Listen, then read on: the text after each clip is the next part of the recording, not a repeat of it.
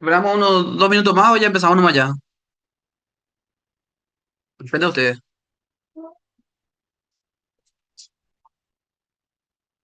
Dale, porque al final cambiamos. Perfecto, a la una.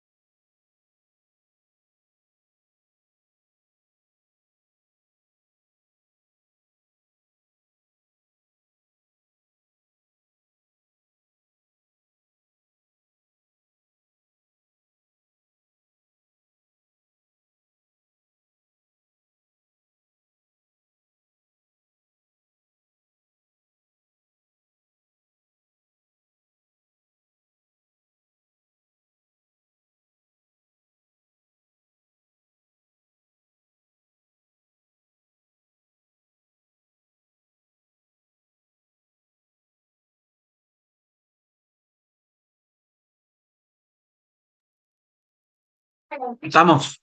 A una.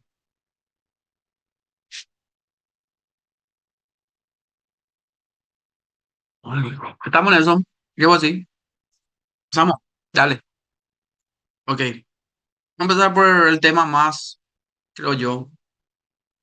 No diría importante, pero frecuente en la urgencia y donde podemos meter la pata y cómo también podemos ayudar mucho al paciente, ¿no? No en el ACV. Vamos un poquito hoy entonces de ACV, ya enfocado a la parte clínica, ¿eh? Tanto ya.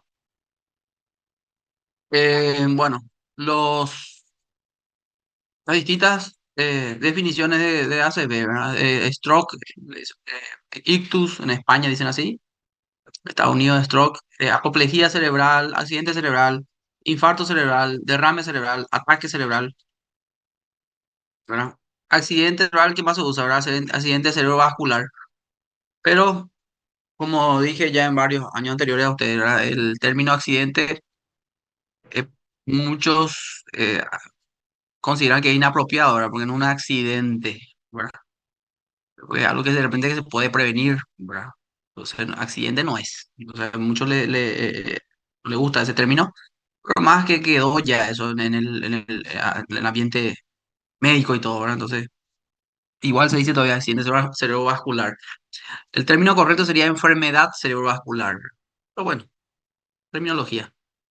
¿Qué es lo que es? ¿Cuál es el concepto? La definición. Es un déficit neurológico secundario a una lesión vascular cerebral. Eso es ACV, ¿verdad? O SB. Enfermedad cerebrovascular, accidente cerebrovascular, ataque cerebrovascular, tal algunos le llaman, pero es un déficit neurológico secundario a una lesión vascular cerebral. Eso es ACV.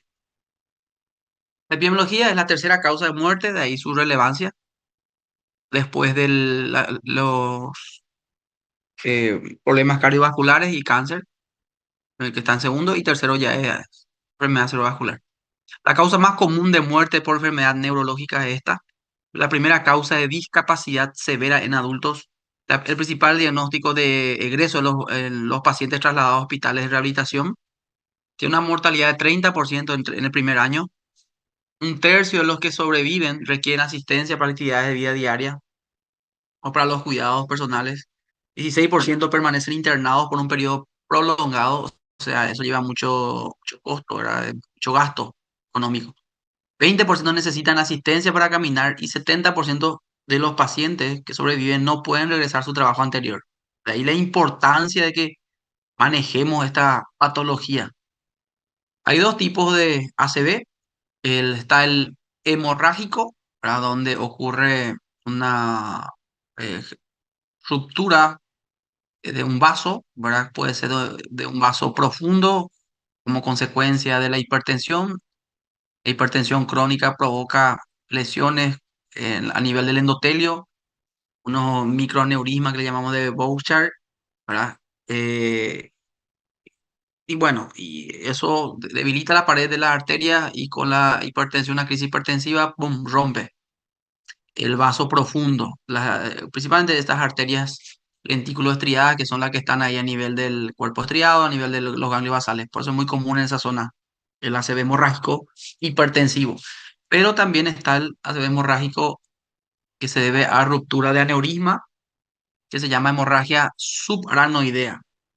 La hemorragia subaranoidea se debe a una ruptura de un aneurisma, una malformación de la arteria, que se puede traer de fábrica, eso, o también se puede ir formando, eso puede ser adquirido.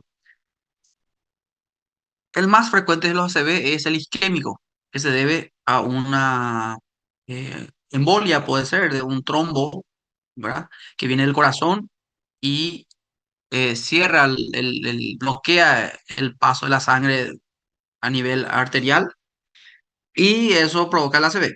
El otro es un accidente de placa. Estos son las placas de colesterol que se ven acá. Ay, yo no estoy bien, yo estoy acá para que cuando hago con mi mouse como si fuera que están viendo aquí. Acá se ve el ateroma y esto se va cerrando, cerrando, cerrando. Y a veces no se cierra todo, pero se rompe la placa y eso se llama placa inestable.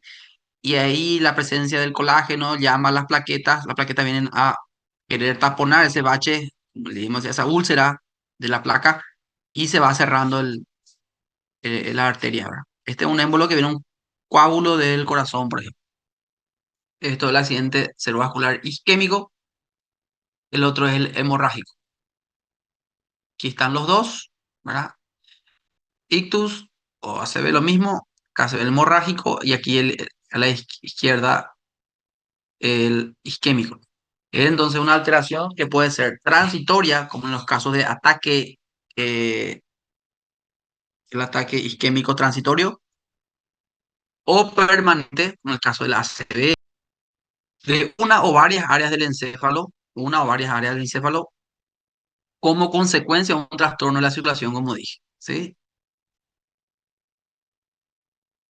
Hablando primero de la hemorragia puede ser parenquimatosa, del parénquima cerebral, por una ruptura espontánea de un vaso sanguíneo profundo del cerebro debido a hipertensión, como dije, estos microaneurismas de Charcot-Bouchard, angiopatía amiloide, que es en pacientes no hipertensos, pacientes añosos no hipertensos, malformaciones vasculares, coagulopatías, n- neoplasias, etcétera. Las causas de que un tumor puede sangrar porque el tumor forma nuevos vasos, que es la neoangiogénesis, y eso son vasos débiles y se puede romper y sangrar también.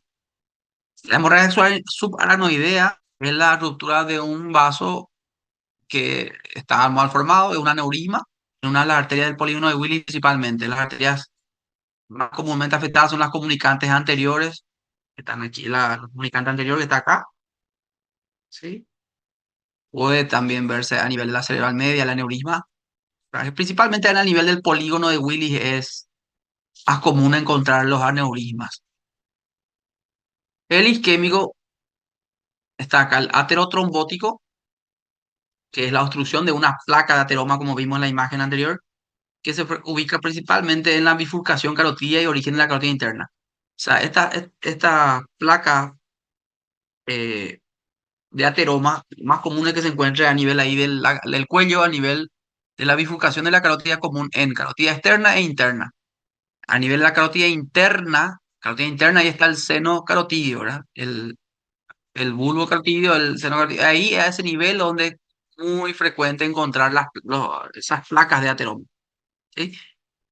Y también a nivel un poquito más arriba del origen de la carotida interna, arriba del bulbo, también es muy común encontrar esos ateromas. Por eso las endarterectomías carotidas se realizan frecuentemente en los pacientes que tuvieron ACV de origen aterotrombótico y donde la causa fue el ateroma. Entonces se opera y se limpia la carótida a nivel de la bifurcación, o se coloca un stem a través de un tratamiento endovascular. El cardioembólico, obviamente, es la obstrucción de la arteria por un émbolo, ¿verdad? Un coágulo que viene desde a distancia del corazón, principalmente pacientes cardiópatas, pacientes que tienen fibrilación auricular, ¿sí? O estenosis mitral, principalmente FA. Fibrilación auricular es lo más común. Ustedes saben que en ese momento el corazón no late y la sangre que está estacionada en el corazón se coagula y en el siguiente sístole ¡fu! Va el coágulo, el émbolo, y cae en alguna de las arterias, más comúnmente en las arterias de la cerebral, el rama de la cerebral media o una cerebral media misma. ¿Por qué? Porque la carótida interna, su trayecto, vamos a decirle si continúa con la cerebral media, para irse hacia la cerebral anterior, por ejemplo, por eso es más frecuente en la cerebral media los ACV, porque el trayecto es lo que continúa la carótida, acá ven acá, ven acá, la carótida interna y después, si sigue el trayecto habitual, va esto. Para ir hacia adelante, o sea, hacia esa cerebral anterior, tiene que hacer una curva, ese cómbolo tiene que dar la vuelta y ahí terminar en la cerebral anterior. Se puede ver, se ve también, pero es mucho menos frecuente. Mucho más frecuentes los ACV, entonces son de la territorio de la cerebral media. Mm. Bueno, infarto lacunar es un infarto pequeño. Generalmente estas arterias perforantes que le hablamos, que pues, también se rompen, que procede la hemorragia, son esas arterias cuando se trancan, esas arterias lentículo estriadas, perforantes del polígono de Willis, aquí en la zona de los ganglios basales, y se ve principalmente en pacientes hipertensos y diabéticos y añosos. Infarto lacunar, muy frecuente en pacientes diabéticos, hipertensos y más de 65 años. Infarto de causa inhabitual son por causas, como dice su nombre, inhabituales. Hemoglobinopatías, coagulopatías, enfermedades trombofilias y compañía, ¿sí? Pacientes jóvenes, por ejemplo, donde se descarta problemas cardíacos, aneurisma y qué sé yo, y isquémico, yo busco esto, busco causas inhabituales. Entonces, principalmente investigamos trombofilia, ¿verdad? Pedimos los anticuerpos, pedimos todo esto, hasta hay un gen que se pide también, una mutación de un gen que es frecuente encontrar en coagulopatía. Y el infarto indeterminado es el que no se puede determinar, la causa, ¿verdad? No encontramos la causa y se dice indeterminado. O tenés dos causas probables. Tenés un paciente con FA, fibrilación auricular, y también el paciente tiene un ateroma, una placa en el cuello, en la carótida interna izquierda, ¿verdad? Entonces vos no sabes si fue aterotrombótico o cardioembólico, entonces también se le llama indeterminado a eso, cuando no puede determinar eso. Bueno, este es un video, creo. Sí, vamos a ver si puedo activar esto. Voy a sacar este de acá otra vez. Y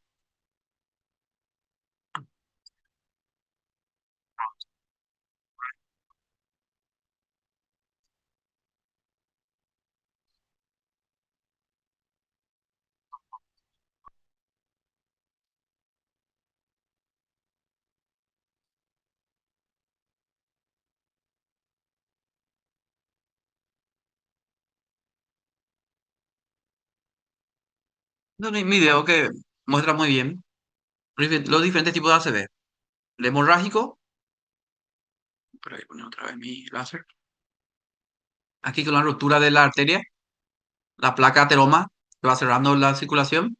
Y el émbolo, el coágulo que viene del corazón. O por este accidente de placa que pueden las plaquetas al querer tapar la úlcera del ateroma y se vienen demasiadas plaquetas y cierran la circulación. Por eso usamos antiplaquetarios, ¿verdad? ¿Cuál sería la aspirina o el clopidogrel para evitar que las plaquetas provoquen ese trombo? Ok, vamos ya directamente a un algoritmo para ver qué hacer ante un paciente que le voy a comentar un caso clínico típico. Paciente, hombre, 68 años, como antecedente, hipertenso, hipertensión arterial controlada con enalapril, eh, diabetes mellitus tipo 2 y exfumador. Dejó de fumar hace 10 años. La historia actual, el paciente fue encontrado en el suelo de su casa por un vecino, aproximadamente una hora después de haber sido visto por última vez en buen estado de salud. Presenta dificultad para hablar y debilidad en el lado derecho del cuerpo. ¿Están escuchando, verdad? ¿Están atentos? El paciente fue encontrado por el vecino en el suelo. Pero es importante ahí lo que menciona el caso clínico donde dice aproximadamente una hora después de haber sido visto por última vez en buen estado de salud. Eso es importante. ¿Por qué? Porque dijimos que no, en años anteriores, ¿verdad? Ya hablamos de esto, es demasiado importante el tiempo de saber cuándo empezó el déficit neurológico. El caso está diciendo que una hora antes el vecino había hablado con él, capaz se encontró ahí, qué sé yo, se saludaron. Una hora después le encuentran en el suelo. Entonces podemos decir que el paciente está en tiempo, está en ventana, si es un isquémico, de hacerse una fibrinolisis, ¿verdad? O una trombectomía también. Depende del caso. Entonces, el paciente es hipertenso, diabético, 68 años, es encontrado en el suelo sin poder hablar y debilidad del lado derecho del cuerpo. Acá ya puedo decir algo. Alguien puede decir, o dijiste que es muy común el infarto lacunar en diabético, hipertenso y añosos. ¿Por qué este caso yo ya puedo descartar que es un infarto lacunar? ¿Quién me puede decir?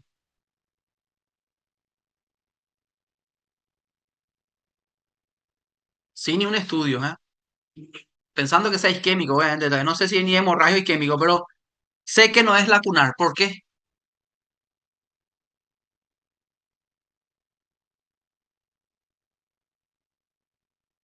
Nadie sabe.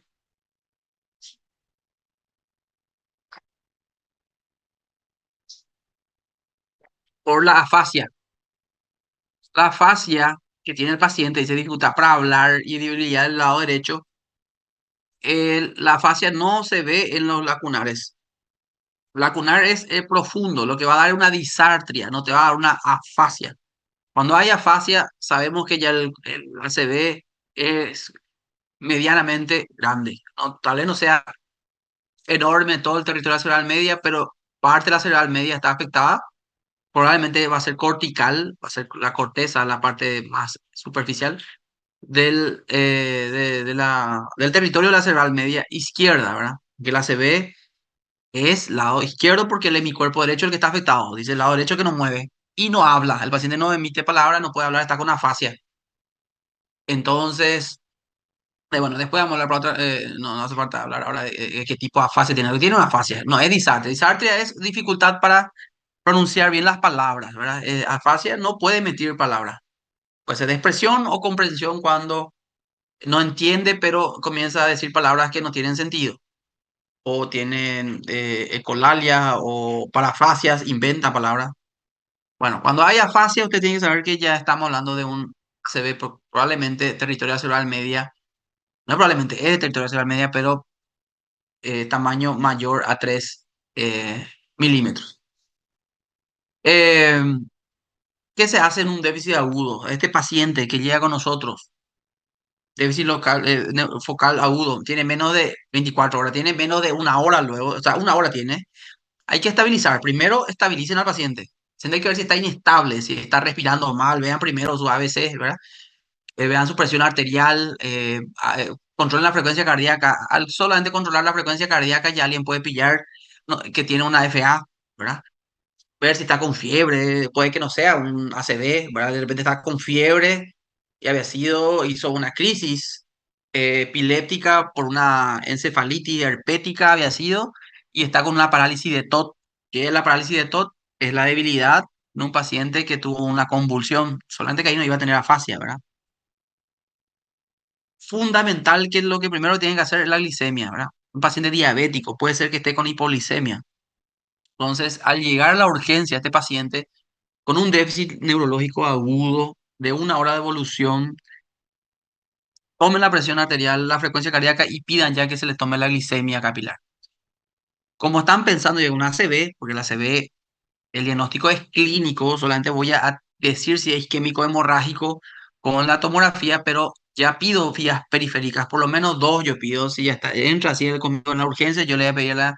¿Por qué pido dos vías periféricas? Que lo más común, 80% de los ACV, no dije eso, 80% de los ACV son isquémicos. 20% son hemorrágicos. Entonces, la mayoría de estos pacientes que vienen con déficit neurológico focal, más todavía así diabético, hipertenso, son isquémicos. Entonces, pensando que yo puedo hacerle la fibrinólisis o la trombolisis, que es lo mismo, le hago dos vías periféricas. Una vía para la medicación, para el RTPA, y otra vía para qué? Para otras cosas, de repente para el contraste que le puedo realizar en la tomografía. ¿Sí? Entonces, dos vías periféricas. No sean pequeñas las vías tampoco, que no sean, que sean por lo menos número 18, algo así, no muy chicas porque si no se pierde. La escala NIH, ustedes pueden tener eso en un papel o buscar en el internet, ahí en su celular, pueden realizarle rápidamente al paciente. eh, la escala NIH es una escala donde vemos las diferentes funciones cerebrales, ¿verdad? Se evalúa la debilidad de los brazos, las piernas, la sensibilidad, el lenguaje, la visión, si tiene parálisis facial, ¿verdad? La parálisis facial que es de tipo central, ¿verdad? Y tiene eso valor numérico. Y eso se suma todo y tiene un puntaje para poder clasificar el ACV en leve, moderado o severo. Eso es importante. La escala NH también te sirve para la evaluación posterior, ¿verdad? Vos le pones escala NH de ingreso 12 puntos.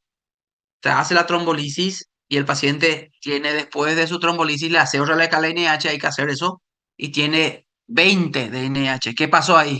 ¿Quién sabe? ¿Quién puede responder?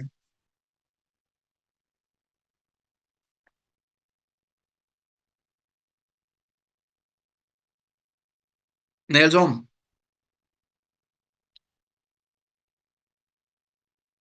están todos dormidos, siesta, están almuerzo. Para mí tenemos que hacer presenciales, esa es la próxima. Yo voy a ver la forma de irme al hospital ahí si quieren. Pero en un horario nomás que hay que ponernos de acuerdo, me dijo Derly.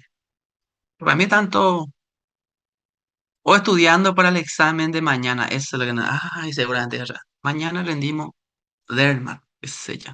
¿Qué pasa? Si me pones en algo, ¿por qué No, empeoró su NIH? no estoy, no estoy dormido, doctor. Yo estoy aprendiendo Pero pensá, mucho. po, ¿qué pasa? ¿Qué pasa? El NIH empeoró. En un paciente que yo le hice con toda la buena intención de querer salvar su cerebro, le hago trombolítico, ¿verdad? Porque es isquémico, se hizo la tomografía, se volvió, mostró que es isquémico. O sea, está normal la tomografía, entonces es isquémico. Y vos le das el trombolítico y a las 2 horas el paciente va a hacer su NIH y empeora. En vez de mejorar, empeoró así. Probablemente, Nelson, ¿qué pasó acá? Sangró el paciente. Probablemente se transformó en hemorrágico. O sea, el trombolítico puede dar eso, ¿verdad? Ese es el efecto adverso más temido, pero no quiero que se queden con esa sensación de miedo que todos tenemos al inicio de trombolizar, porque decimos, ah, mira, si sangra el paciente, le puedo, después terminar, y para cómo puede morir, es cierto, pero es mayor la posibilidad de que le mejores al paciente que esto que conté ahora. Y que justo algo diferente para que se tengan en cuenta que también puede pasar eso, que lo que escuchamos siempre y lo que da gusto leer y escuchar es el paciente entra con IH de 12, 2 horas después del trombolítico baja a 3 su NH, que espectacular, ¿verdad? Ahí quiere decir que el trombolítico abrió la arteria, o sea, rompió el coágulo, el paciente mejora, y eso es interesantísimo ver y se suele ver eso. Solo que a veces tenemos que saber también que puede ocurrir lo contrario, ¿verdad? Entonces, eh, para eso estaba hablando nomás de la NIH y que la importancia de hacer la escala NIH. Electrocardiograma, por supuesto, porque hablamos de las arritmias cardíacas son fuente importante de cardioembolias. Analítica también, eh, electrolitos, ya dijimos la glicemia, se puede hacer ya con el Molluco-Test rápidamente, pero igual se pide también en sangre. Todo el perfil renal, hepático, hemograma, coagulación, troponina. No puede ocurrir que el paciente esté con un ACV ay, y además de eso con un infarto agudo de miocardio. Ocurre eso a veces, ¿sí? El paciente hace un infarto agudo de miocardio, hay una asinesia o hay una parte del corazón que no se mueve, esa zona no late y ahí la sangre se estaciona y de ahí forma el coágulo y de ahí va y produce un ACV. ¿Sí? Puede ocurrir eso. Paciente con infarto agudo de miocardio y también infarto cerebral. Tomografía de cráneo, obviamente, es lo primero que hay que hacer. ¿Sí? Esto ponemos así para que se entienda, pero esto se hace ya acá arriba, ¿verdad? Mientras le hago todo esto, le estabilizo al paciente, le hago su vía periférica, ya le envío a tomografía. Mientras tanto, le puedo estar haciendo también el electro o después le hago el electro, pero la tomografía es lo que tiene que hacerse rápidamente, porque la tomografía me va a demostrar si el cuadro es isquémico o hemorrágico. Yo no puedo hacer diagnóstico de ACV de isquémico sin tomografía. Está mal eso. A veces vemos eso. No, pero el paciente es diabético, hipertenso, tiene los FA, ay, igual puede sangrar. Entonces nunca trombolicen a un paciente sin tomografía. La tomografía es importante, obviamente es fundamental para demostrar si es isquémico o hemorrágico. Y como dice ahí, si es normal la tomografía, es isquémico. Porque la isquemia en la tomografía se va a ver recién a las 12 a 20 horas más o menos, se ve recién la hipodensidad. A veces 24 horas después recién se ve la hipodensidad. Entonces, lo normal en un paciente que viene en periodo ventana es que la tomografía de cráneo sea normal en el isquémico. Va a ser normal, entonces significa que está con el ACV isquémico. Eso queda claro. Lo que nosotros hacemos al tener una tomografía normal es, y ahí ya usamos la vía que preparamos para el contraste, le hacemos angiotomografía. Angiotomografía es para ver las arterias. Y le pedimos una angiotomografía de cuello y cráneo. Entonces le pedimos una angiotomografía con contraste, obviamente, para ver las arterias del cuello, para ver si ahí hay una placa de ateroma, una úlcera, puedes ver eso por tomografía. Ya puedes ver si hay estenosis intracraneana, a nivel de la arteria, qué sé yo, carótida interna o a nivel de la cerebral media, vos ves que hay un stop, no pasa el contraste en una parte, que está un coágulo, ahí hay un coágulo, y eso nos va a ayudar a que, si vemos que una oclusión de gran vaso, vamos a probablemente enviarle a hemodinamia. Aparte de hacerle su trombolítico, le hacemos la trombolítica igual. Hacemos su trombolítico ahí, si es posible, en tomografía, pero una oclusión de gran vaso que vemos en la angiotaquia, una oclusión de la, por ejemplo, gran vaso sería la carótida interna o la cerebral media, en la zona proximal de la cerebral media. Es un gran vaso. ¿Por qué enviamos hemodinamia? Estos casos responden poco al RTPA, a la fibrinolisis. Entonces enviamos igualmente ya a hemodinamia a sala para hacerle una arteriografía y ver ahí mejor dónde está la oclusión y hacer la trombectomía, ¿verdad? Eh, Igual si estamos ante menos de 4 horas y media, pero vemos que es una oclusión grande, igual enviamos a sala de arteriografía para la trombectomía. Bueno, ¿qué pasa si nos vamos a hemodinamia, ¿verdad? A la sala de arterio, le hacemos la arteriografía y el RTPA abrió completamente la arteria? Obviamente no le vamos a hacer trombectomía, ¿verdad? Para eso, por primero hacemos una arteriografía, enviamos el contraste, se entra por la arteria femoral, se va subiendo, igual que un cateterismo cardíaco, pero así no nos vamos al corazón, vamos hacia arriba, hacia la carótida común, carótida interna, tiramos contraste. Si se ve que se abrió la arteria cerebral media, por ejemplo, una de sus ramas, bueno, por suerte, ¿verdad? Y no hacemos la trombectomía. Pero si vemos que no se abrió, entramos con el se puede hacer de dos formas. Con un stem retriever se llama, se mete es como un sacacorcho, ¿verdad? Se mete, se pasa el coágulo y se estira y se saca el coágulo, ¿sí? Y hay otra forma que se aspira, es una tromboaspiración, ¿verdad? Usamos más el stem, ¿verdad? Que es como el sacacorcho ese del vino, así mismo, se mete en el coágulo y después se abre eso y se saca el coágulo. Ok, una oclusión de gran vaso, entonces hay que pensar en trombectomía. Este M es trombectomía mecánica, significa. ¿Qué pasa si pasa las 4 horas y media y está entre las 6 y 24 horas? Ahí hablamos de neuroimagen multimodal. ¿Por qué? Porque ahí ya tenemos que hacer, aparte de la angiotac, ver lo que se llama la tomografía con, eh, a la mierda, no me viene el término, o la resonancia con perfusión difusión, ¿verdad? El tema, la perfusión, tomografía con perfusión, eso es un poco complicado porque no todos no todos los técnicos en radiología, los radiólogos, no los médicos, los técnicos, digo, no manejan eso y muchas veces les cuesta hacer y hay que tener también el software para tener esa perfusión, ¿verdad?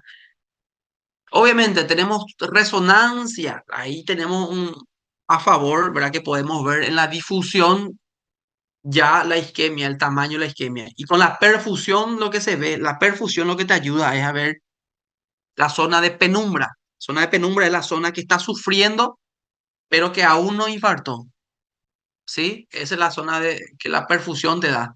Entonces, y a esa diferencia de entre la isquemia y la zona de penumbra se le llama mismatch, difusión, perfusión. O sea, comparamos la zona que está ya infartada, que ese ya murió, eso ya Ceausescu, esa zona ya infartó, las neuronas ya no vamos a recuperar eso.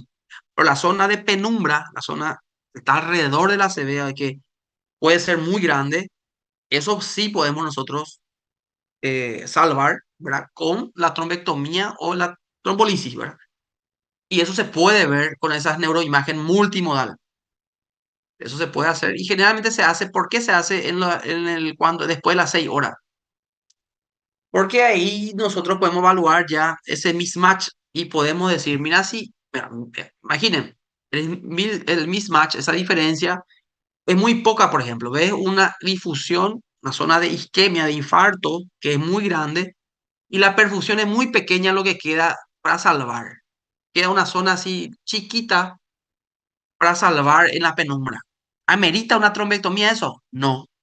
Ahí es más peligroso hacer una trombectomía o una fibrinolitis porque probablemente va a sangrar. Y lo que veo que es beneficiar al paciente es muy poco. La zona de penumbra es lo que nosotros le vamos a beneficiar. Y si eso es muy poco, ¿para qué le vamos a someter a una trombectomía sabiendo que eso puede sangrar después? Entonces, hay que evaluar cada caso, ¿sí? Entonces, más o menos eso. Y la tomografía, obviamente, si vemos una hiperdensidad, algo blanco ahí en la tomografía, vemos que hay una hemorragia, ahí no trombolizamos, obviamente. Ahí también le podemos hacer angiotac porque esa hemorragia con la angiotac de repente nos ayuda para ver si hay un aneurisma. Depende del tipo de hemorragia parenquimatosa que vemos. De repente una zona muy rara, tiene hemorragia también subaracnoidea, por ejemplo. Ahí yo le pediría una angiotomografía también ya con reconstrucción para ver si no hay un aneurisma por ahí.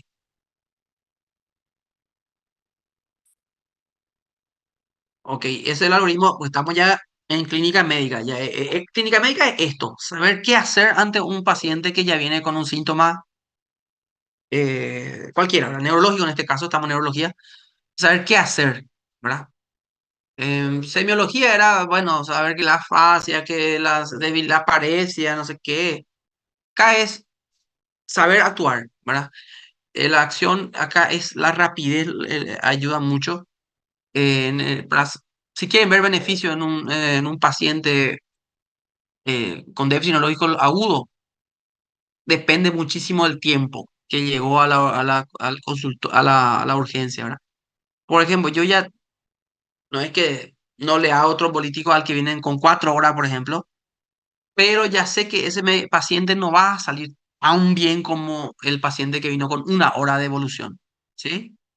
Ustedes tienen que saber, por más que tengan 4 horas y media, ¿verdad? Para hacer la trombolisis, 4 horas y media es la ventana para la medicación, ¿verdad? Que se hace por la vena.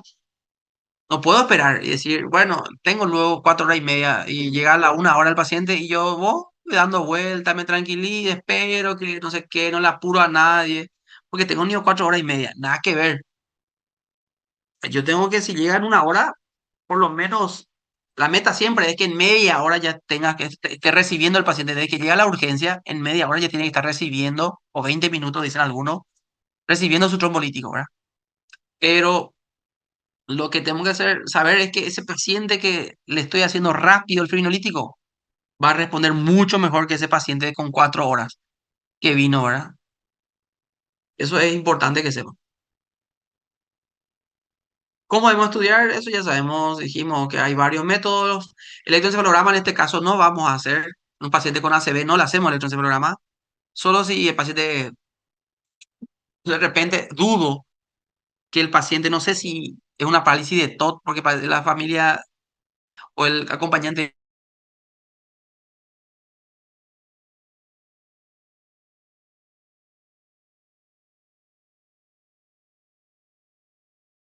y puedo pedirle un electroencefalograma, a ver si convulsionó el paciente y está con una parálisis de TOT. Parálisis de TOT sí o sí se recupera, para que sepan, ¿eh?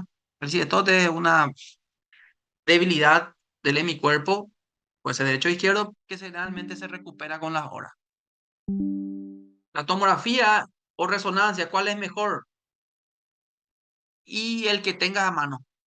En rapidez gana la tomografía, ¿verdad? O sabemos que el, eh, la tomografía podemos hacerlo en 5 7 minutos, ya está todo, ¿verdad? Ya tenés la tomografía hecho. La resonancia lleva más tiempo. eh, pero bueno, la resonancia te da más datos, ¿verdad? Como dijimos, la difusión, perfusión. Acá nada que ver. Bueno, sabemos por semiología que tenemos que al paciente evaluarle con forma completa. Esto es más o menos lo que se hace en el NIH. En el NIH les evalúa la parte cognitiva, parte somática, que involucra la motricidad, la sensibilidad, la coordinación, ¿verdad? Puede ser un ACV isquémico del cerebelo, un ACV hemorrágico a nivel del tronco y tener problemas de ataxia, vértigo, ¿verdad? Disartria. Eso también ustedes saben, ¿verdad? El año pasado le dije, paciente con un problema en el tronco no va a tener afasia, va a tener disartria, ¿verdad? Fascia es cortical, ya en arriba. puede tener movimientos involuntarios. Una, un caso frecuente es donde no hay una isquemia, la verdad, pero un problema metabólico por exceso de glucosa, una cetoacidosis o una hiperglicemia no cetóxica muchas veces también puede dar lo que se llama una hemicorea o hemivalismo en mi paciente venir con movimiento involuntario también, ¿verdad? Y también una ACV. Una ACV a nivel de los ganglios basales puede dar movimientos involuntarios. Saber evaluar la parte facial. eh, el paciente tiene una debilidad facial de la cara. Tenemos que saber diferenciar, como dijimos en semio, si es central o periférico. El periférico involucra toda la cara, toda la hemicara va a estar afectada y el paciente no va a tener debilidad del otro lado del cuerpo, ¿verdad? Porque si ustedes piensan, ¿y si es una ACV del tronco? Una ACV que involucra el núcleo facial, sí, ahí va a ser periférico, va a ser una parálisis facial completa de la cara, pero va a tener debilidad del otro lado del cuerpo, de la vía larga, que sería de la vía larga del córtico espinal. Entonces va a tener un síndrome alterno de tronco, debilidad de la hemicara con debilidad del otro lado de mi cuerpo. Ahí sí voy a decir, bueno, este puede ser una ACV a nivel del tronco. Pero si es solo la cara, la hemicara, está con debilidad y empezó con un dolor a nivel detrás de la oreja, esa es una parálisis de Bell, parálisis facial periférica de Bell, que es posterior postviral, después de una infección de virus generalmente.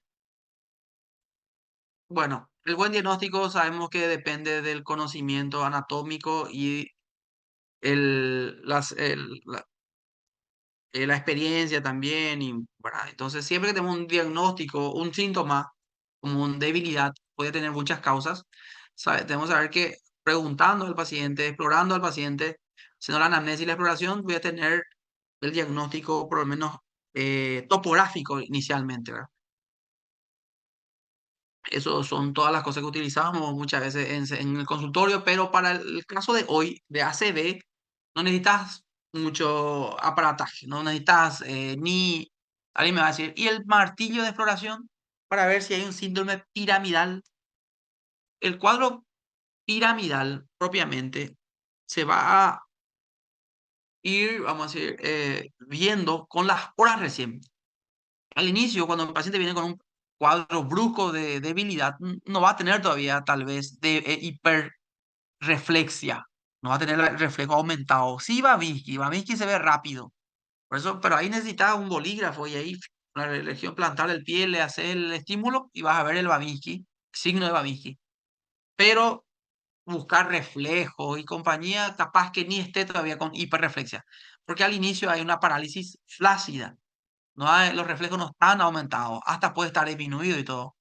Ahí lo que yo más utilizo es la observación. Si es en mi cuerpo afectado, brazo y pierna de un lado tiene débil, yo sé que ese paciente está teniendo una debilidad de origen cortical, cerebral. No es un Guillain-Barré, no existe Guillain-Barré hemicorporal que afecte el brazo y la pierna de un lado. No existe, qué sé yo, un cuadro radicular que de brazo y pierna. No, no, no. Si es hemicorporal, sabemos que es cortical, ¿sí?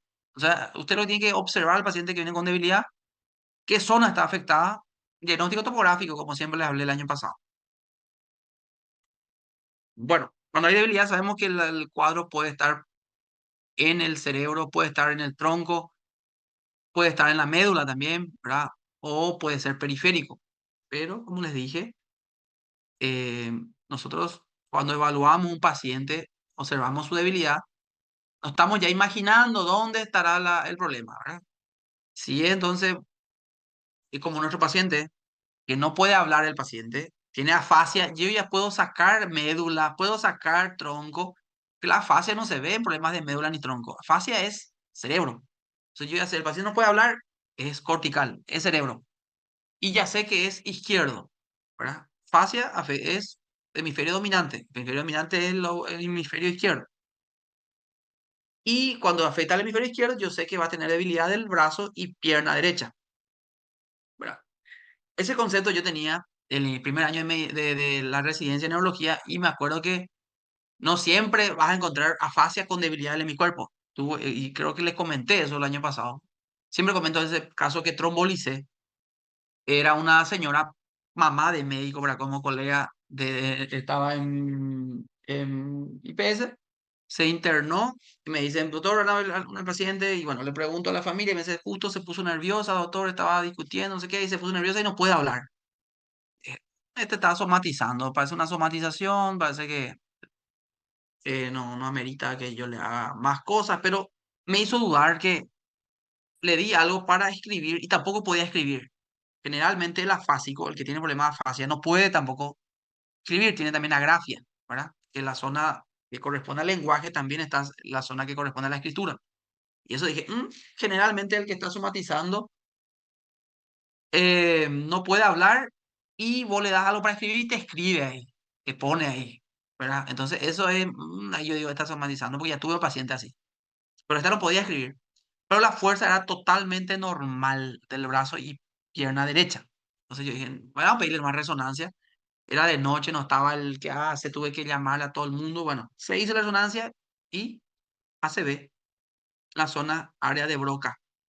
No afectó el brazo, pierna derecha, entonces también puede venir el paciente con una afasia puramente, solamente afasia. Paciente no, la paciente recibió su trombolítico porque estaba en periodo de ventana y recuperó su lenguaje.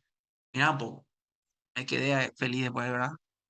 Porque un paciente le ayuda a que pueda hablar otra vez, ¿verdad? Algo muy importante. Eh, entonces, cuando hay una lesión en la cápsula interna, por ejemplo, acá, en la cápsula interna donde están todos los axones, están ahí juntitos a nivel de la cápsula interna, la debilidad suele ser proporcionada. Acá está el área de la pierna, acá está el área de la cara, área de la mano, ¿verdad? Entonces, por eso el paciente con ACV, cuando tiene un ACV a nivel del profundo, a nivel de la cápsula interna, la debilidad suele ser bien proporcionada. Cara, entonces decimos hemiparesia facio-brachiocrural. ¿Por qué? Que todos los axones de la pierna, del brazo, mano y cara están todos juntitos aquí y aquí justamente fue la ACV. Un infarto lacunar puede dar eso, ¿sí? Un infarto lacunar en esta zona de la cápsula interna, como están todos ahí juntitos, te puede dar una ACV bien proporcionado de cara, rostro, ¿verdad? La cara, la parálisis facial central, brazo y pierna, ¿sí? Ahora, si agarra una zona cortical solamente aquí, esta zona, por ejemplo, el paciente puede venir con una debilidad solamente en la pierna. Es raro, sí es raro porque le dije que la cerebral anterior es poco frecuente que tenga en esa zona vaya el trombo, pero sí hay casos donde el paciente puede tener un ACV isquémico en la cerebral anterior y va a afectar solamente la pierna, no va a afectar el brazo. ¿Entiende, verdad? O sea, hay que tener cuidado con eso. Y obviamente, si afecta área sensitiva, el paciente puede venir por un trastorno sensitivo y no motor. Trastorno sensitivo, no, ACV no es sinónimo, solamente tiene que tener debilidad, no puede ser algo sensitivo. El paciente dice, yo no siento mi brazo y mi pierna del lado derecho, es mi corporal. El brazo y pierna no siento, o siento poco, siento raro. Eso probablemente sea un ACV, región cortical parietal. ¿Verdad? Ok, y acá solamente mencionar eh, las diferentes zonas que puede ocurrir un ACV, si es la zona de la cerebral anterior, como está acá está en rojo, es arteria cerebral anterior, toda esta zona de la zona más medial del cerebro, acá está la zona de los miembros inferiores, acá dice justamente, puede dar una afectación, siempre va a ser contralateral, obviamente, del lado opuesto, porque todo se recusa, del- debilidad de la pierna, ¿verdad? Si afecta lo más común, cerebral media, van a afectar más brazo y cara. Pero también la pierna, sí, esa pierna también una parte pasa por acá, pasa por la zona acá profunda. Esto va bajando y así como vimos aquí, la zona de la cerebral media. Bueno, si es bien esta parte cortical, va a afectar miembros superiores y cara. Y si esta zona más adelante, aquí frontal, área de Broca, va a tener fascia motora, como dice acá, fascia motora. Si un poco más atrás, área sensitiva o Wernicke, afasia sensitiva o afasia de Wernicke. La zona de comprensión del lenguaje, zona de de la expresión. Si en todo esto, si es una ACV isquémico y es el territorio, bueno, es la rama ahí proximal de la cerebral media o la carótida interna mismo, agarra toda la cerebral media, la fascia va a ser global. Si no habla ni tampoco entiende. Es una fascia global, es el peor de todos. Si afecta área occipital, cerebral posterior, arteria cerebral posterior, generalmente el paciente lo que va a tener es hemianopsia, ¿sí? No va a haber el campo visual contralateral, ¿sí? Área occipital es área de la visión. Ceguera cortical es cuando afecta ambos, se afecta ambos.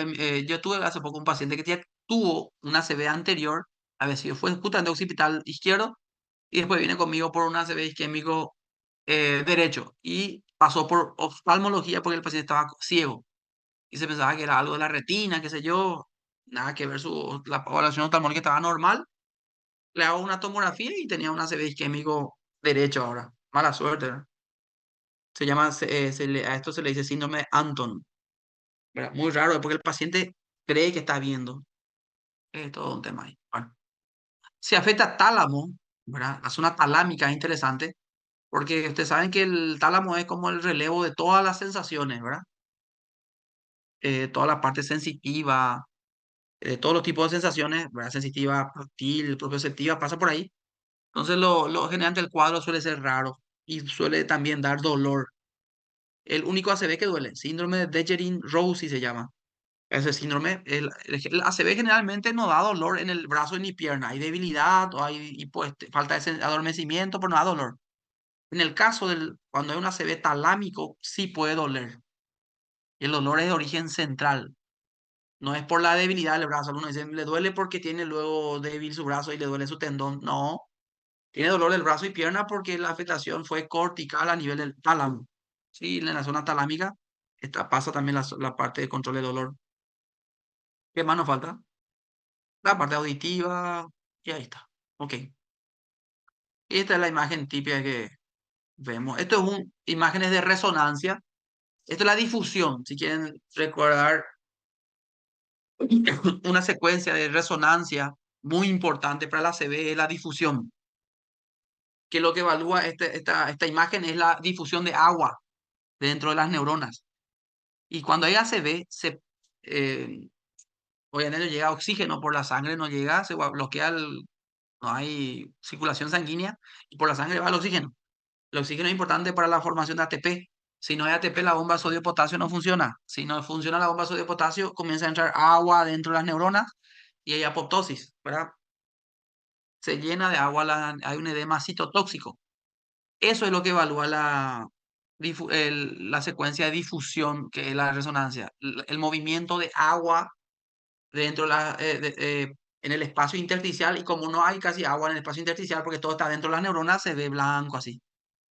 Entonces, difusión positiva, decimos, ¿sí? Esto es, M1 es las ramas de la cerebral media, se le llama M1 a la más proximal. Esta va a producir, por ejemplo, una fascia global. En este caso, no. ¿Por qué? Estoy diciendo una macanada, estoy diciendo, porque es del lado derecho, ¿verdad? Si fuese el otro lado, al hemisferio izquierdo, porque este es del cerebro, este es el lado derecho, este es la parte izquierda. Si es izquierdo, va a ser una fascia global. Si es derecho, va a tener heminegligencia. Que la heminegligencia, la incapacidad para reconocer los lados del cuerpo, no sabe si es izquierdo o derecho. Aquí es la zona medial del hemisferio que se llama arteria cerebral anterior. Una rama de la cerebral anterior que se llama arteria de Hübner, que da generalmente un infarto a nivel del núcleo de la cabeza del caudado. Este es el peor de todos, arteria carótida interna, una ACV isquémico que comprometa, que se bloquee la carótida interna, va a dar una ACV que va a matar mitad de tu cerebro, ¿sí? De todo lo que es la zona de la carótida. Obviamente va a salvar la zona de la parte posterior de la vértebra basilar, pero la zona, esta por ejemplo, le va a producir una fascia global al paciente, no va a mover nada del hemicuerpo derecho, va a tener problemas también conductuales porque va a afectar el área frontal. Si no murió el paciente si no murió, va a quedar una secuela tremenda, va a tener una demencia vascular después de la ACV. ¿Por qué digo si el paciente no murió? Si el ACV es muy grande, usted tiene que saber, el ACV si es muy extenso, NIH muy alto, NIH alto, ACV muy extenso, eh, el edema, aparte de citotóxico, también se vuelve un edema vasogénico. Alrededor de todo esto va a haber también inflamación.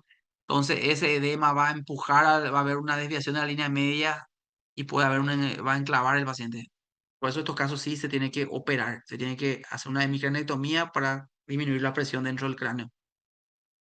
Área lentículo estriada, área profunda, también profunda, área de la cerebral posterior, en la zona talámica y la zona occipital, hemianopsia, dolor de Jerin Rossi. Arteria cerebelosa anteroinferior, acá ya estamos ya en la zona del tronco, estamos ya zona de tronco, ahí ya es síndromes alternos. Aquí está la arteria cerebelosa anteroinferior, de la cerebral posterior, comunicante posterior, comunicante anterior, cerebral media, con sus ramas. Aquí estoy mostrando.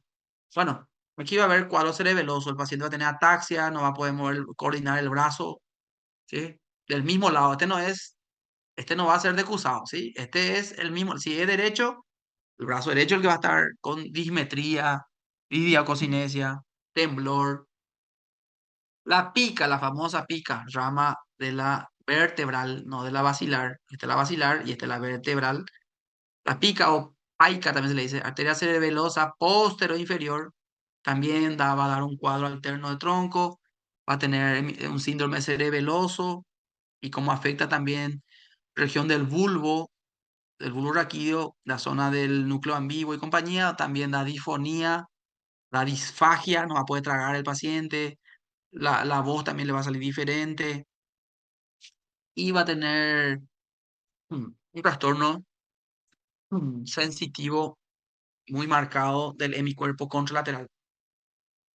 Se llama síndrome de, ¿quién sabe? ¿Cuál es? Muy bien, Wallenberg. Si la arteria que se afecta es la basilar, ¿verdad? Estas serían las perforantes, la basilar. Va a tener también un síndrome alterno, obviamente. Pero si es la basilar completa la que se obstruye, estimados, ahí le espera San Pedro. No hay caso. Va a vacilar si se obstruye, no hay caso, ahí se afecta todo el centro cardiovascular, el paciente va a parar y va a morir. Vacilar es tremendamente jodido si se bloquea toda la vacilar. Entonces, generalmente lo que se bloquea son estas ramas de la vacilar, las perforantes, estas. La cerebelosa superior, bueno, va a un síndrome cerebeloso y acá. Esto es interesante. Aquí le voy a comentar algo. Esta arteria se llama arteria talámica, ¿verdad? Esta que está acá, rama de la cerebral posterior. A veces, no es muy infrecuente, o sea, 25 a 30% de las personas tienen variantes anatómicas, ¿verdad? Y algunas variantes son más comunes que otras. Y una de ellas es que el paciente no tenga dos talámicas, arterias talámicas posteriores, sino tenga solo una talámica, que esta única talámica de este lado se divide en dos, irriga ambos tálamos, la parte posterior. Entonces, si esta única talámica se ocluye, va a dar un infarto bitalámico. Eso se llama arteria de Percherón, se le llama cuando tiene esta variante anatómica. Y afecta a ambos tálamos. Es interesante, ¿por qué? Porque el paciente va a entrar a la urgencia en coma. El paciente, y yo ya tuve un paciente así, eh, y realmente me confundí bastante porque me fui a la urgencia, época de residencia también, ahí a todos los días había paciente con ACV. Y me llamó el residente, el de emergentología, y me dice, está acá un paciente en coma, doctor, le hicimos tomografía, es normal, ya le punzamos, porque pensaban también que podía ser un paciente que estaba con encefalitis, ¿verdad? Los pacientes con encefalitis también entran en coma así rápido. Su citoquímico es normal, todo bien, el tipo todo rápido, pero el paciente no se despierta, está en coma. El paciente era obeso, me acuerdo muy bien, pero 45 años, obeso, y él no se levantaba, no despertaba el paciente, en coma. Y lo único que nos quedaba era, bueno, vamos a hacerle resonancia, ¿verdad? Porque la tomografía era normal, una resonancia mostraba así mismo, infarto bitalámico, paciente. Recuperan generalmente, como todo se ve, con los días el paciente empezó a despertarse. ¿Por qué el paciente entra en coma? Porque ustedes saben que el sistema activador reticular ascendente, SARA, que gobierna el ciclo vigilia-sueño, termina donde en el tálamo, ¿sí? Y si ambos tálamos se afectan, el paciente nadie puede gobernar el ciclo vigilia-sueño y entra en coma. Estas son las ramas ya de la cerebral media. Esta es la M2, y un poco más atrás, que puede dar una fascia, si es izquierda, va a ser una fascia de Wernicke. Si es es M2 división inferior. Y la superior, si es, va a la área de Broca. Si es a la izquierda, ¿verdad? Interesante. Bueno, caso clínico, y ya vamos a terminar. A las 2 terminamos, ¿sí? Tranqui, 3 minutos tenemos. Y terminamos en este caso clínico. Varón de 79 años, acude al consultorio que refiere haber presentado una ACV hace una semana. Ese es un caso más atípico, ¿verdad? Pero ustedes están en consultorio, no están en urgencia, y le viene el paciente con su CD, famoso CD, y puede leerme el CD. Me parece, nos ven a veces a nosotros como si fuera que somos radiólogos, ¿verdad? Bueno, trae el CD, va a 79 años y dice que tuvo ACV hace una semana. Pero ustedes le ven ahí espléndido al paciente, entra caminando, ven que se moviliza bien, no está usando ni un bastón. Cuando les habla lenguaje conservado, ustedes mientras les saludan ya pueden evaluar todo eso. Cognitivamente bien. Y la familia dice, el familiar que está al lado, su hija dice, de repente él quedó confuso, doctor. Estaba totalmente confundido, decía cualquier cosa, estaba desorientado, no sabía dónde estaba. eh, Se levantó sí que de madrugada y comenzó agarró su, o sea, sí, estoy contando un caso típico de esta semana, ¿ya? Agarró su asado y comenzó a querer, estaba en el campo, ¿verdad? Y se fue ahí a su huerta, la madrugada. Y raro era, nosotros no le hablábamos, él no decía cualquier cosa. Y la tomografía, se hizo la tomografía y encuentran este infarto lacunar acá. Justo puse como cáscara de banana. Esto no tiene nada que ver, ¿eh? Un infarto lacunar acá y el paciente estaba confuso y desorientado. No tiene sentido. Esto no le va a dar confusión y desorientación. Una CB anterior. Esto es un infarto lacunar viejo, una secuela que tuvo anteriormente. Pablo ha tenido ahí un infarto lacunar, pero no tiene nada que ver con esto. Ese es un problema. Y estamos en clínica médica y tenemos que hablar de los problemas que a veces vemos en la práctica, ¿verdad? El paciente tiene una imagen alterada y queremos decir que su síntoma es por esa imagen alterada. Eso es lo que yo todo el día veo. Pacientes que vienen con su dolor de espalda y dice yo tengo una hernia, por eso me duele la espalda y la hernia nada que ver, no tiene nada que ver con su dolor. La hernia es muy frecuente, 80% de la población después de los 40 años tiene hernia y no le duele todo el 80% de la población su espalda. Y es porque queremos decir, tenés un síntoma y por eso te duele eso, ¿verdad? Y por eso salió esta imagen. Y muchas veces queremos confundir, vos tuviste una ACV y podemos caer ahí en el consultorio y decirle, mira, ACV, el ACV. Pero el paciente está totalmente normal ahora, no tiene más nada de esto. Y se ve el infarto lacunar. Pero recuperaste totalmente, tu cerebro es muy bueno. Nada que ver, estoy inventando cosas ahí.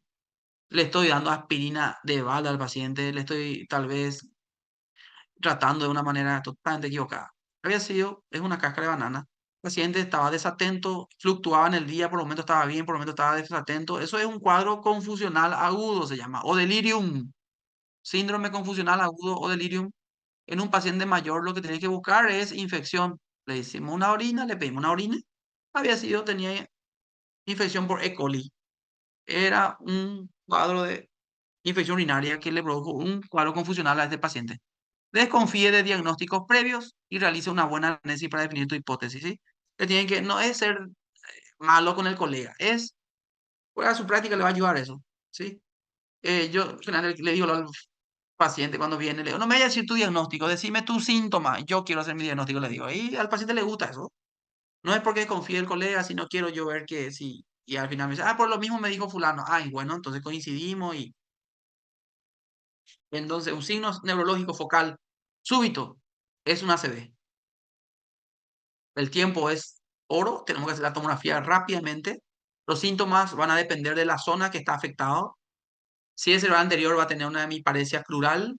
Si es cerebral media va a tener una hemiparesia principalmente más cara y brazo, facio braquial. Si es a nivel profundo, donde convergen todos los axones de las fibras que van bajando, entonces va a ser facio-brachiocrural proporcionada. Si es cerebral posterior, va a tener hemianopsia. Y si afecta tálamo, puede tener dolor del hemicuerpo afectado. Si es cerebeloso, va a tener un cuadro cerebeloso de incoordinación, desequilibrio, dismetría, un síndrome cerebeloso que dimos eso en semio. Si es tronco, va a haber un síndrome alterno. ¿Qué es el síndrome alterno? Para los que no recuerdan, hablamos el año pasado, ¿verdad? Que cuando afecta un par craneal de un lado y vía larga del otro lado. ¿Sí? Eso se llama síndrome alterno de tronco. Acá, por ejemplo, hubo una afectación del facial izquierdo, quiere decir que el núcleo del facial está afectado del lado izquierdo, porque ese no se decusa del mismo lado. Pero ahí está bajando la vía córtico-espinal o piramidal, que en el bulbo se va a decusar. Entonces yo estoy agarrando antes de la decusación, entonces va a afectar brazo y pierna del lado contrario, al lado del núcleo afectado. Dijimos que isquémico hemorrágico, clínicamente no es posible distinguir isquemia de hemorragia. Clínicamente es imposible. Entonces debemos hacer una tomografía. Acá esto es la hipodensidad que se ve con las horas, después de 24 horas probablemente vamos a ver esto. Hipodensidad en territorio de la cerebral media. Este sería el ACV, este tan malo, que agarra todo el hemisferio izquierdo. Este es el lado izquierdo, el paciente está acostado, este es la derecha, este es la izquierda. Esta hipodensidad es del infarto. Todo esto está infartado. En la tomografía, si se ve así negro, ya está infartado esto. Esto no hay caso ya. No, eso no es penumbra. Esto ya es infarto. Hemorragia se ve hiperdenso, parenquimatoso y subaranoideo, la zona, en las cisuras. Esto es la hemorragia que se ve hiperdenso, pero en los espacios, ahí, porque en la zona de polino de Willis, probablemente una neurima se rompió. Entonces, esa hemorragia subaranoidea. Entonces, el diagnóstico completo de la ACV es clínico radiológico. Con eso, esto es una resonancia y ahí se ve la difusión positiva en este territorio. Esto es tomografía y se ve la hipodensidad. En tomografía decimos densidad, en resonancia decimos hiperseñal, ¿verdad? Eso dirán ustedes. Bueno, para terminar y concluir, un signo neurológico focal súbito, que fue brusco, pensar en ACV. Con la neuroimagen, tomografía o resonancia, lo más rápido la tomografía y lo que más hay en los centros de hospitales, podemos diferenciar si es isquémico, cuando la tomografía es normal, y hemorrágico, que va a haber hiperdensidad. La hemorragia sí se ve rápido esto. Eso blanco, ahí vas a ver en minutos. Yo si hago ahora una CB hemorrágico y me hago una tomografía, se va a ver sangre blanca. Si es isquémica, usted es isquémico, usted me van a hacer una tomografía y va a ser normal mi tomografía, pero estoy con una CB isquémico. Entonces la neuroimagen nos va a decir si es una CB isquémico, cuándo es transitorio, cuando los síntomas generalmente duran menos de 24 horas y la resonancia es negativa, o sea, no hay difusión positiva. El AIT, el accidente o ataque isquémico transitorio, se ve un déficit neurológico que se recupera generalmente en menos de una hora. Pero por definición dicen menos de 24 horas con neuroimagen negativa. Y la neuroimagen que se tiene que hacer es la resonancia. Si la resonancia muestra que hay un infarto, ya no es transitorio. Es un ACV isquémico. Acá pasaría acá ya. Neuroimagen negativa, sale todo normal y el paciente recuperó. Accidente o ataque isquémico transitorio, AIT. En el AIT nosotros usamos escalas para decir, para evaluar el riesgo de ACV a los 90 días y hacemos el ABCD2. ABCD2 son vamos a decir, las siglas en inglés, ¿verdad? De edad, presión arterial, clínica y duración. Si la edad es más de 60 años, tiene un punto. Si la presión es más de 140-90, un punto. Si la clínica es una debilidad unilateral de un lado, tiene 2 puntos, porque eso va mucho con ACV, ¿verdad? O afectación del habla es un punto. Todo eso se suma. Si la duración es más de 60 minutos, 2 puntos. Si entre 10 minutos a 59, un punto. Y si tiene diabetes, un punto. Todo esto se suma. Si tiene 6 o 7 puntos, decimos que el riesgo es muy alto de que el paciente tenga un ACV, este AIT, realmente el paciente repita y haga un ACV en los 3 meses. Si el paciente tiene 0 a 3 puntos, el paciente tiene un bajo riesgo de ACV. Y si es 4 a 5, moderado. Y usted va a decir, ¿y qué importa eso, doctor? ¿Qué importa de saber si es moderado, bajo o alto riesgo? importa en el tratamiento. Pacientes con AIT, ataque isquémico transitorio, con alto riesgo, usamos doble antiagregación. Anoten eso porque eso pregunto yo ahí, si estoy ahí en la mesa, a preguntar. Doble antiagregación, o sea, aspirina más clopidogrel se utiliza cuando el ABCD2 de un AIT es mayor 6, 6 o más. ¿Sí? AIT de alto riesgo se usa doble antiagregación por 3 meses. El 80% de los ACV son isquémicos. ¿Sí? La tomografía normal no descarta isquemia. Ustedes ya saben, esta tomografía es totalmente normal, pero el paciente está con una ACV, con afasia y no puede caminar y no puede levantar el brazo derecho. Si hay dudas, si ustedes dudan, no me cierra esto, no sé si es una somatización, no sé si una parálisis de TOT, no sé si una encefalitis, tuvo fiebre ayer el paciente, raro, le pide una resonancia. Sin dudar, pidan resonancia. La resonancia es el examen de mayor sensibilidad. Esto es una tomografía muestra totalmente normal, pero la resonancia muestra acá una hiperseñal a nivel del bulbo, síndrome de Wallenberg. La restricción a la difusión, o sea, la difusión es en un territorio vascular, es la marca radiológica de la ACV, porque le mostré hace rato. La gravedad de la ACV se hace a través del NIH, estos son los que tienen puntaje, ¿verdad? ACV menor, decimos cuando el NIH es de 1 a 4, de 5 a 15 moderado, 16 o más es moderado a severo y más de 21 sí que ya decimos severo. Eso es la escala NIH, lo que evalúa es la conciencia, los nervios craneales, la parte somática y las funciones cognitivas también. Todo esto se puede bajar en internet, ¿sí? Escala NIH. El ranking, van a escuchar también y van a leer en el libro.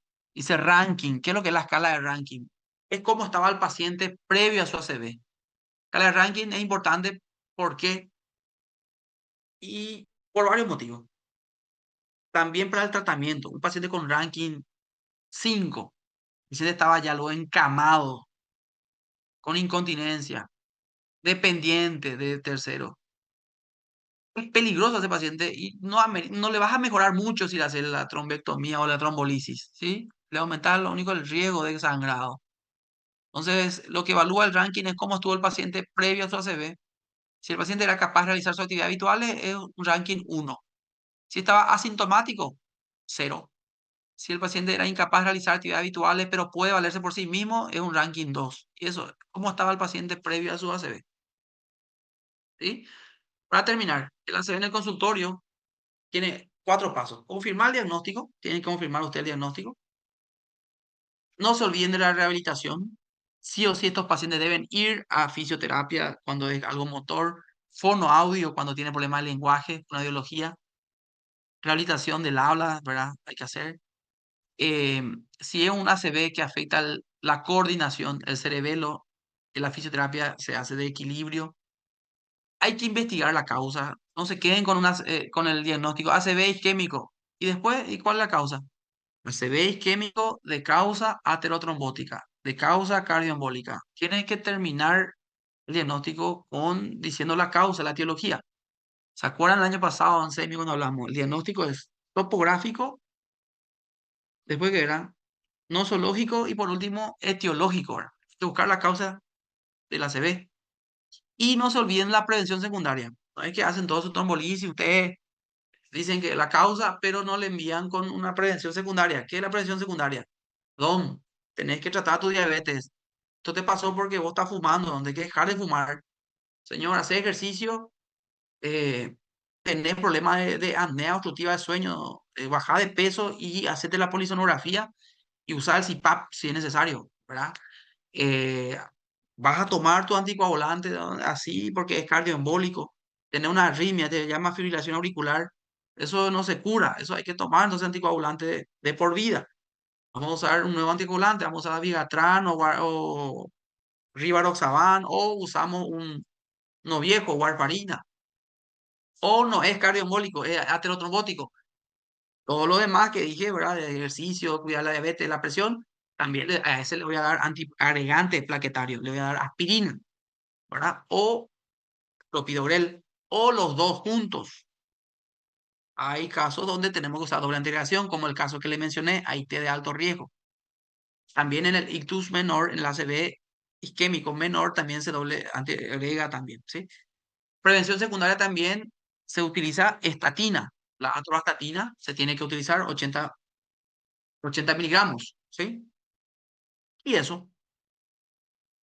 Creo yo que hay más cosas que decir, ¿verdad? Pero voy a la siguiente clase, voy a hablar de los diagnósticos diferenciales. Pero es cortito lo que falta, pero ya tengo que ir a los consultorios. ¿Alguna pregunta? Preguntillas,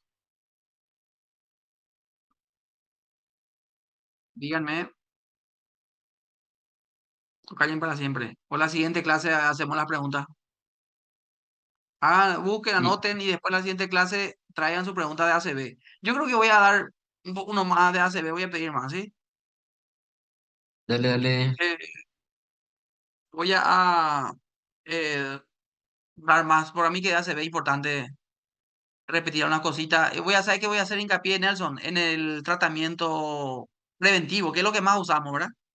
Trombolítico se hace menos luego porque tal vez en el hospital no hay RTPA, pero igual tiene que saber usted, como siempre dice Gamarra, José dice siempre, ¿verdad? Que tiene que saber lo que se hace en el mejor hospital, ¿verdad? Que considera que tenés todo, pero también hay cuarte a cada hospital, ¿verdad? Por ejemplo, nosotros vamos a hablar un poco del tratamiento, entonces, la prevención secundaria para la próxima clase. Nos vemos, Nelson. Compañeros, Chao, saludos, chao, chao. chao. Gracias. Adiós, adiós.